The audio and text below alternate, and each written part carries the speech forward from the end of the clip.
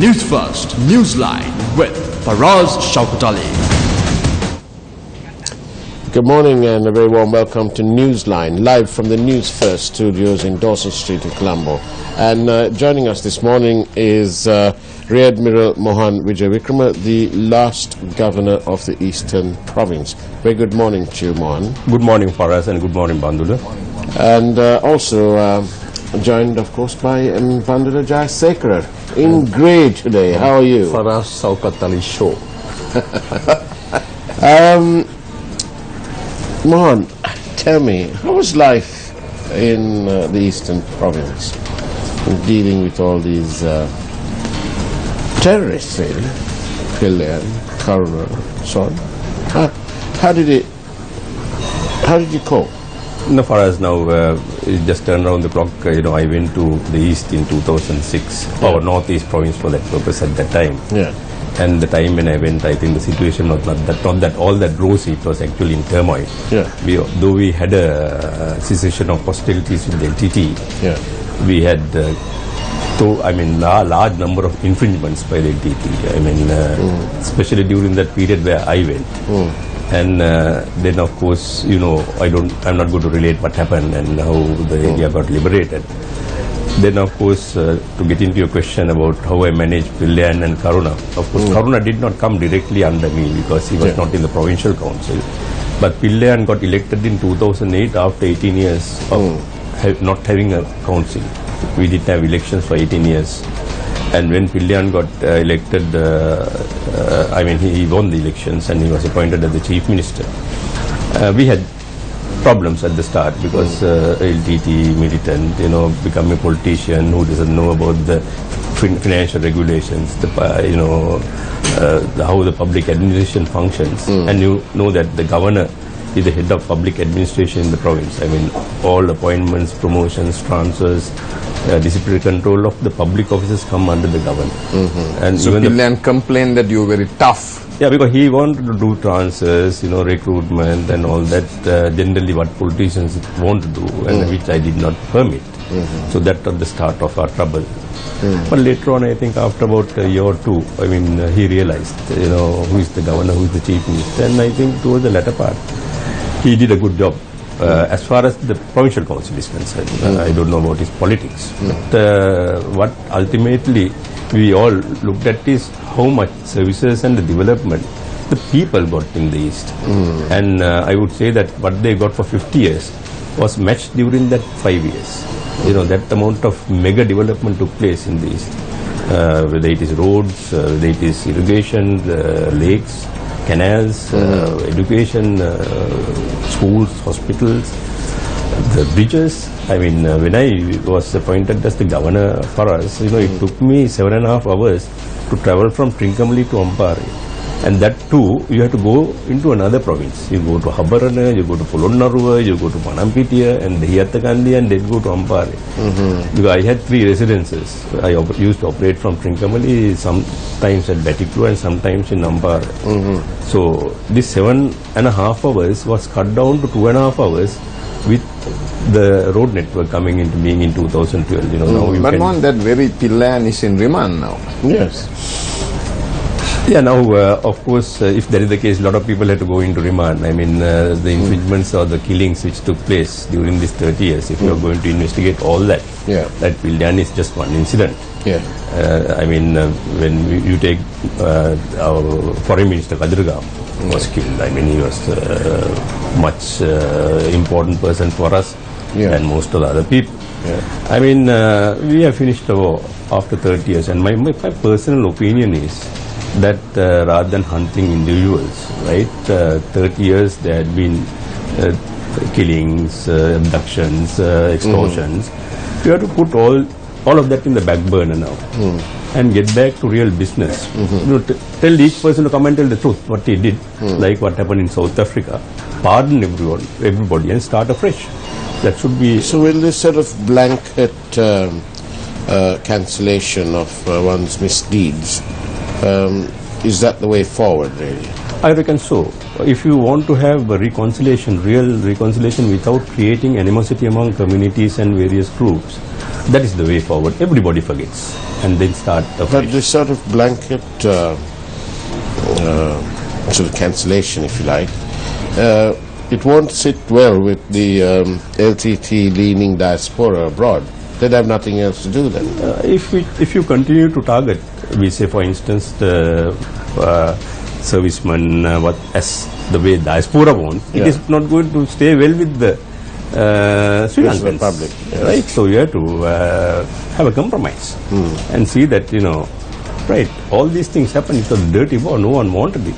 And But now it has also become rather a business, because I know that in South London and so on, that there are gangs, there are collectors who continue to pursue this dream that they will have their own separate state someday. And so there is continuously money being, they say collected, I say extorted.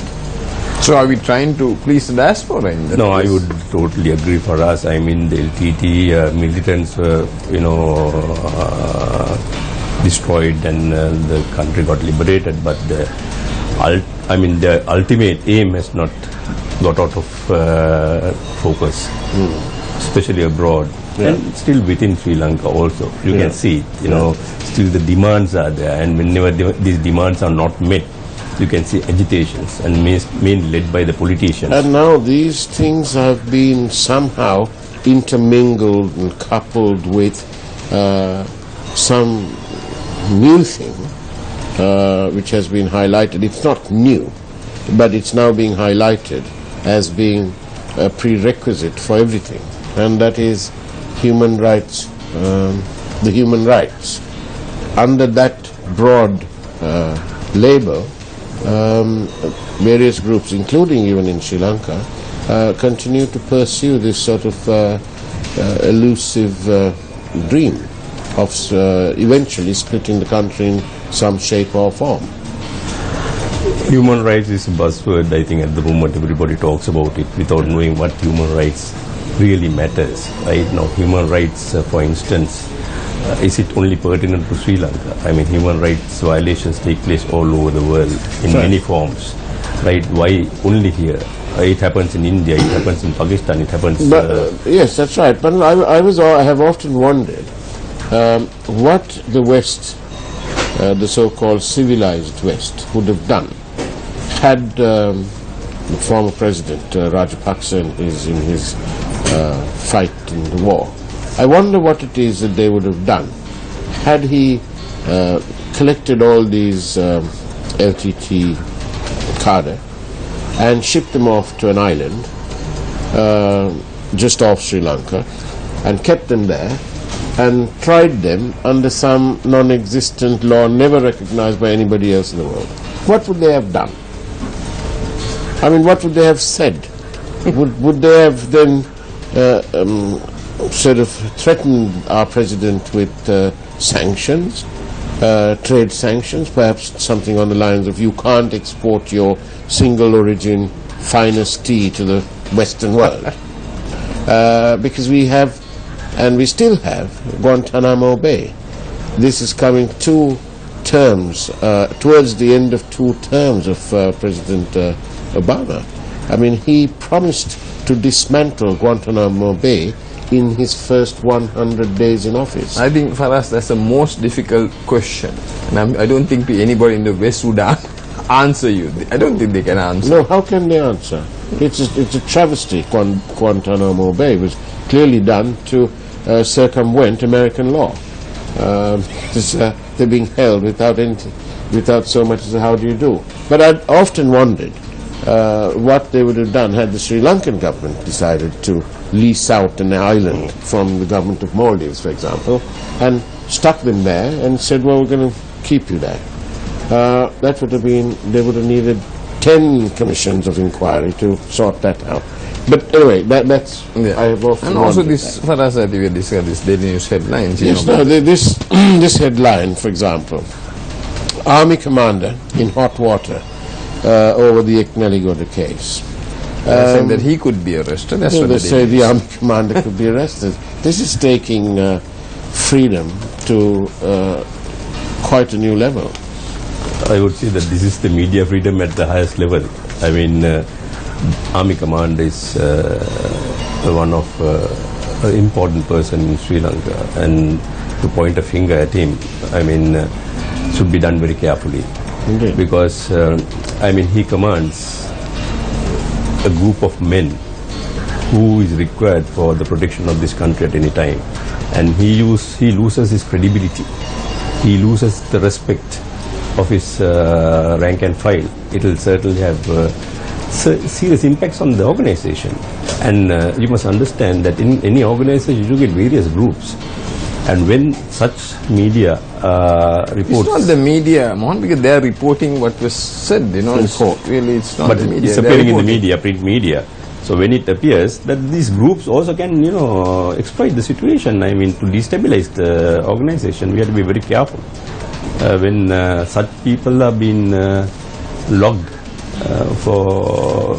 unless if he has committed murder, when there's ample proof, I mean, it's a different question, but here it's an investigation which is going. He's been warned of the possibility exists that if he doesn't cooperate, then that there is possibility of that happening to him. But it doesn't really augur well, does it, when you have the command of the army being de facto, sort of, almost, not quite. He hasn't even used Defender Jeep for us. Yes. He hasn't. There's no CCTV evidence. Right. Well, there you are. That's the trouble. So, but what was it like on the ground for the people of the Eastern Province to live in the theatre of war, even though there was sort of relative calm in your area in comparison to, let's say, the heartland of the war in the north? How did it feel for the people? No, for us, I mean, the war was fought in both east and north equally. I mean, probably the heart, I mean, towards the latter part, yes, the northern province people suffered a lot. But if you take the war, I mean, the east and the north people who were in those areas suffered, irrespective of what their race was. I mean, some suffered due to neglect, because all the governments which came into power could not do anything to those people. I mean, starting from the basic education, basic needs, hospitals, all were neglected. Some people were directly confronted with the battle. You know, their houses were bombed. You know, they lost their lives. But if I say in a nutshell, they didn't believe in tomorrow. Right? The time I went, they did not believe. They only believed how to live today. I mean, their entire life was dictated by hartals. When you say hartals, everything comes to a standstill. I think schools, hospitals, public transport, banks, markets come to a grinding halt. GA closes his office and goes off. I mean, that's the public administration nerve center in a town, I mean, in a city, in a district. So that is how it ran. I mean, we were totally dependent on various NGOs. I mean, to at least send the salaries of public officers in the uncleared areas sometimes. Then there were instances where, I mean, the involvement was quite challenging. But people, if there was a patient in Trincomalee and had to be transferred, there was no way till 6 o'clock in the morning. Right? The only road was closed, that is the Colombo-Kandy road. All other roads, the ferries never operated. You had to go by ferry if you had to take them to Anuradhapura, the Batiklu area. If you had to take to Anuradhapura, the road was not cleared. So he had to die there in Trincomalee Hospital or Muttur Hospital or in those areas, because we could not even shift unless, you know, a serviceman was airlifted by a chopper. But that was the real situation for the ordinary people. But of course, after 2008, when the area got liberated, as I told you, you know, moving from place to place was much easier in Eastern Province than in Colombo. I mean, we have got the best road networks. 99% of the roads have been all made up to the highest levels. All ferry points where the ferries operated, you know, have been covered with bridges. 22 bridges were built during that time. I mean, connecting the entire province, districts and divisions. So situation changed drastically. I suppose this is the bit that is deeply not unacceptable, let's say, to the rest of the country, because you have some areas in the rest of the country that are not as developed now as the former conflict areas. And I think that creates a bit of a conundrum in the minds of the people who feel that, well, usually to the victor the spoils.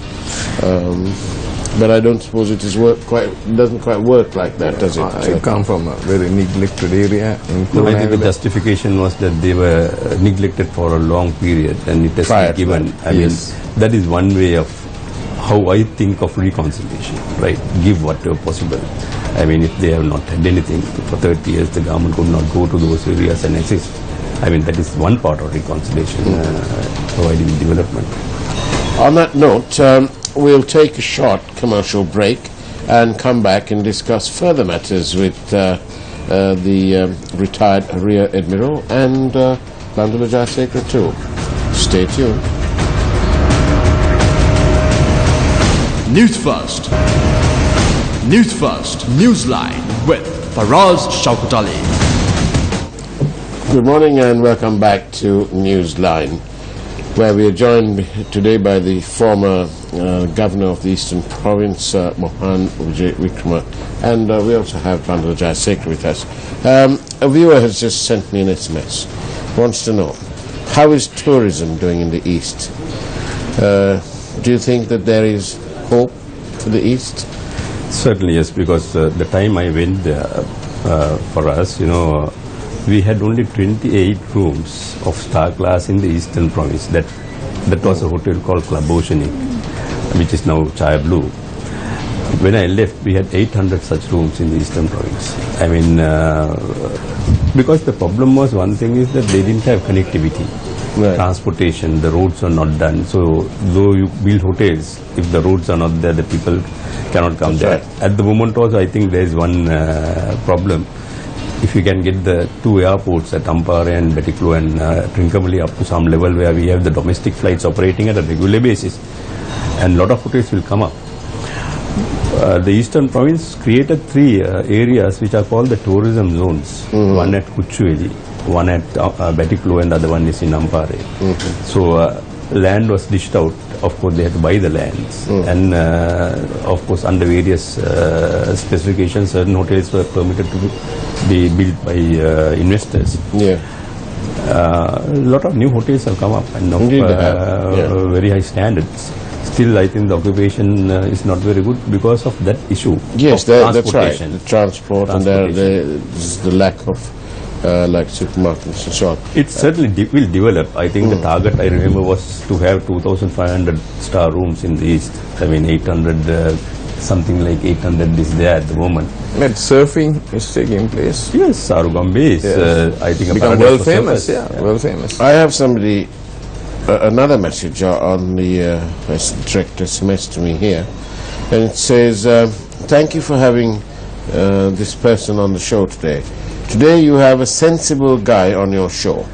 I don't know what this means about all the other guests we've had, but apparently you're being described as sensible. Maybe one of your fans, Mohan. Perhaps one of your fans. I don't know whether I'm sensible, but I will tell what I feel like, not what others talk or others feel. But now coming back to Arugambe, it's become world famous. It's become world famous indeed. But back to this issue about the people out there. Do you think that now that the war is finished, with the actual battle is over, do you think these people are getting their fair lot? Are they being treated equitably? Do they have the same opportunity that they may have if they're in Colombo, for example? Certainly. I mean, we had to go by the indicators. Right, when I went there, the Northeast Governor, economic contribution to the national economy, Northeast Province was at the rock bottom, 8th. But after we demerged, there are 9 provinces. The Eastern Province climbed to the 5th position. I mean, this is the central bank data what I am reading from. In 2006, our contribution was 143 billion rupees for the national economy, which went up to 350 odd billion rupees in 2012. And projected to go double by 2016, I think we are on track the time I left. So that means per capita economic activity is taking place in the East. Education level, I mean in 2012, North and East came within the first two, the best results for A levels for 1 year. So those are the successes we have seen. 160,000 acres came under the plough after the war was over. I mean, 160,000. That's a massive amount, and that is how we have excess rice. I mean, there's no other secret. Eastern province starts cultivating and became the granary of Sri Lanka. We have become the second largest milk producer in Sri Lanka. Earlier, cattle was all over. There was no milk collecting network. This is all done not by the government, by the private sector, right? So milk collecting network has come up. The milk is now collected from the eastern. Were you always based there, Mohan, or you were more in Colombo? One condition of the president was that I lived there. I mean, the previous governor is a very honorable gentleman, Tiron Fernand, whom I replaced. He was the foreign minister at one time. But due to practical reasons, governors, residents, the office, all located not in security camps. We are in the open area. And we are number one target for the NTT. And the governor becomes GA governors, especially when you try to do something against their wishes. So he could not stay there, and he had his office in Colombo. But you stayed. So I was told to close the office in Colombo and get back to Trincomalee, and I think that made a difference. But I'm told the present governor is more in Colombo. I don't know, because I don't have any communication with the Eastern Province now. That part I don't know. But do you think that the people on the ground cared more for the things that all the other organizations are calling for, like land rights and so on and so forth? Or do you think that the people on the ground were so relieved that the war is over that they just wanted to get on with life? Do you think that was more important to them rather than these little seminars and big words? All this business, So Faraj, you're bang on. I think these people wanted just that. I mean, they want to see that their children get good education. They can go to the universities. They'll get good jobs. They will be able to live a better life. I mean, these were the priorities. For that, I mean, they were fighting for teachers. They were on the maths teachers. I mean, East did not produce maths teachers. To get them from other provinces, so we did that. Most of the hospitals didn't have doctors. Most of the hospitals were minus nurses. I'm talking about a 2006 situation. So logistically, it must have been quite a nightmare to try and attract teachers, doctors, and so on to an area which was bereft of any kind of comfort. Central government assisted me. I mean, in providing those. At the same time, I also used my powers as the governor. Governor can recruit, I told you, other than the nurses and the doctors. The Provincial Public Service is recruited by the governor. Or he's under the Provincial Public Service Commission. We had one. And with that, we filled almost all the appointments. We were, even the Pradesh Sabhas, the municipalities, even those staffs, we made it look good. I mean, they had all their numbers. So, really, the people in these former conflict areas have suffered and been traumatized long enough, and now that peace has been there for quite a while, I've always felt that they want to get on with it and get on with their life rather than be bogged down by this, that and the other, whilst those things are important. But I don't think it's their sort of and also for us, the reason. coexistence of all communities, especially the East, Yes. is a good example for coexistence of Sinhalese, Tamils, Muslims together. How do you see that? It's the only province in Sri Lanka which has this three major communities living close to equal proportions, side by side, living for centuries. I mean, they never fought each other. I mean, it was the LTT and the security forces that fought each other, but the people never fought. I mean, there is not a single incident where the villagers fighting each other in the East. And the peace in the East is very important because it trickles down to the rest of the country. I mean... sorry, Mohan, we're getting a call in through our control room from a viewer who was asking whether there is any possibility of a resurgence of something akin to the LTTE again in that area? Not in the immediate future, it won't happen, because if we keep this security establishments as they have been located without shifting them much, it cannot happen, because you can't bring heavy artillery, tanks, or ships manufacture submarines, or that type of thing is not there. But there can be this guerrilla type of warfare, which the forces are quite capable of countering it. It's not an issue. But you have to keep the people with us. Please remember that in the east and the north, the entire population was not LTT. They were civilian population. And those population was forced to sometimes, carried out forcibly armed. But if you can keep the population with the government, it's very difficult for LTT to come back.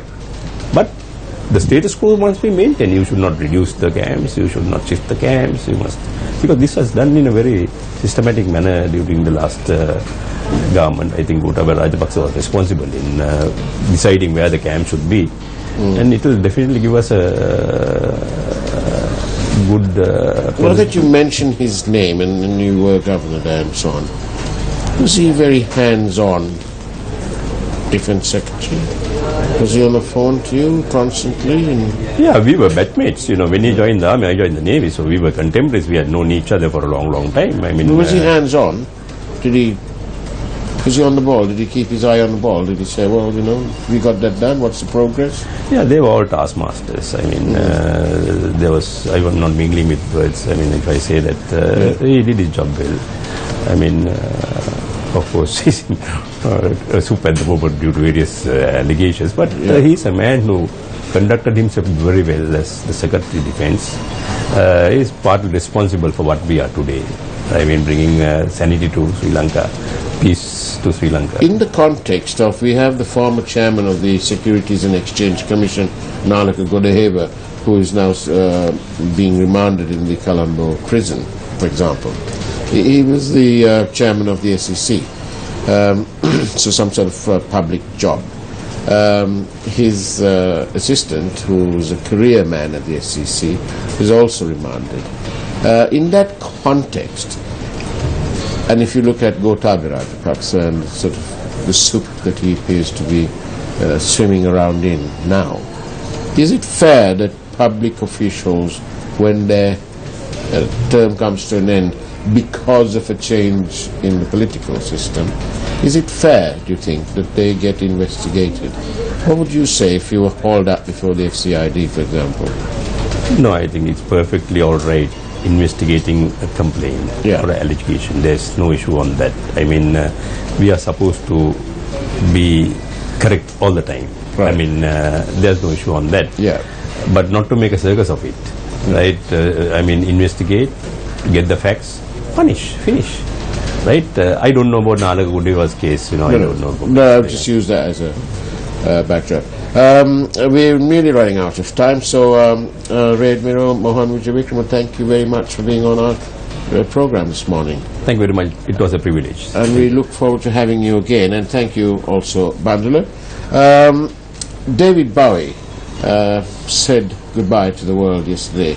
He was arguably one of Britain's most successful rock stars, and his influence was way beyond his hit music and his contribution to contemporary life in Britain. We acknowledge David Bowie's absolutely splendid work in his lifetime and the many hours of joy he gave us, his listeners and his fans. On that note, thank you for watching Newsline. We look forward to having you on the show tomorrow morning again. And in the meantime, we'd like to say have a great day. Take care and God bless.